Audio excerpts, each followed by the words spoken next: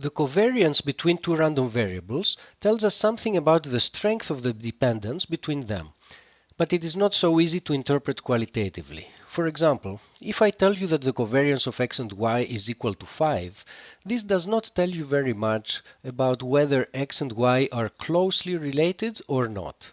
Another difficulty is that if x and y are in units, let's say, of meters, then the covariance will have units of meters squared, and this is hard to interpret. A much more informative quantity is the so-called correlation coefficient, which is a dimensionless version of the covariance.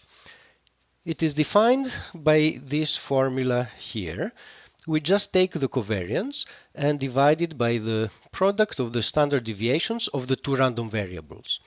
Now, if x has units of meters, then the standard deviation also has units of meters, and so this ratio will be dimensionless, and it is not affected by the units that we're using. The same is true for this ratio here, and this is why the correlation coefficient does not have any units of its own. One remark: if we're dealing with a random variable whose standard deviation is equal to 0, so its variance is also equal to 0, then we have a random variable which is identically equal to a constant. Well, for such cases of degenerate random variables, then the correlation coefficient is not defined because it would have involved a division by 0. A very important property of the correlation coefficient is the following. It turns out that the correlation coefficient is always between -1 and 1. And this allows us to judge whether a certain correlation coefficient is big or not, because we now have an absolute scale.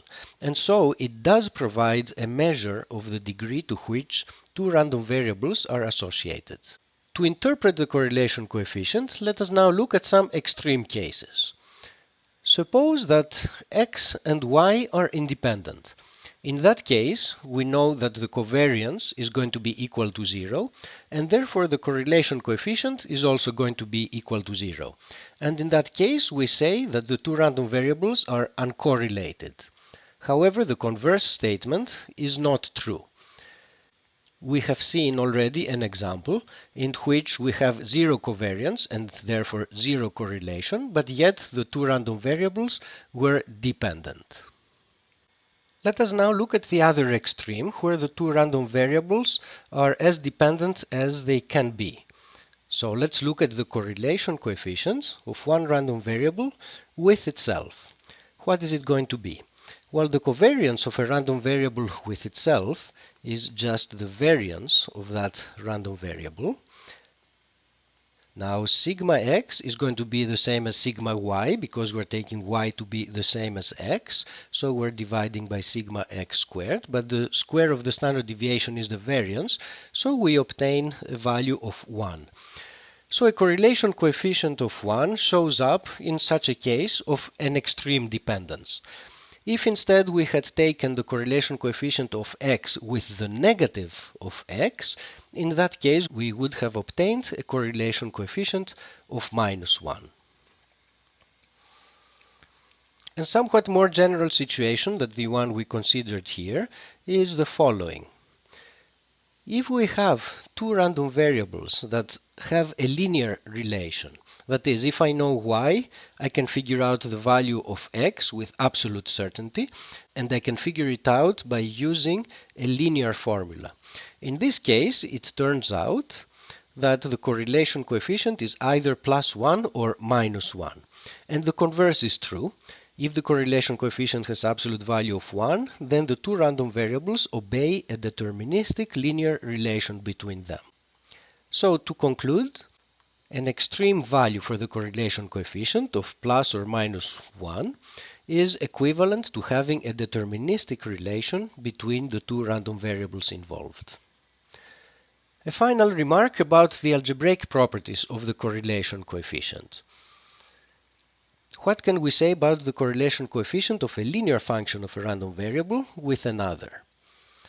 Well, we already know something about what happens to the covariance when we form a linear function, and the covariance of ax plus b with y is related this way to the covariance of x with y.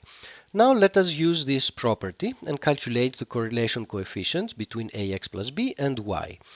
In the numerator, we have the covariance of ax plus b with y, which is equal to a times the covariance of x with y. At the denominator, we have the standard deviation of this random variable. Now, the standard deviation of this random variable is equal to a times the standard deviation of x, if a is positive. If a is negative, then we need to put the minus sign, but in either case, we will have here the absolute value of a times the standard deviation of x, and then we divide by the standard deviation of the second random variable, which is y. And so what we obtain here is this ratio, which is a correlation coefficient of x with y, times this quantity, which is the sine of a. So we have the sine of a times the correlation coefficient of x with y. So in particular, the magnitude of the correlation coefficient is not going to change when we replace x by ax plus b. And this essentially means that if we change the units of the random variable x, for example, suppose that x was degrees Celsius and ax plus b is degrees Fahrenheit, going from one set of units, Celsius degrees, to another set of units, degrees in Fahrenheit, is not going to change the correlation coefficient of the temperature with some other random variable. So this is a nice property of the correlation coefficient, again, which reflects the fact that it's dimensionless. It doesn't have any units of its own, and it doesn't depend on what kinds of units we use for each one of the random variables.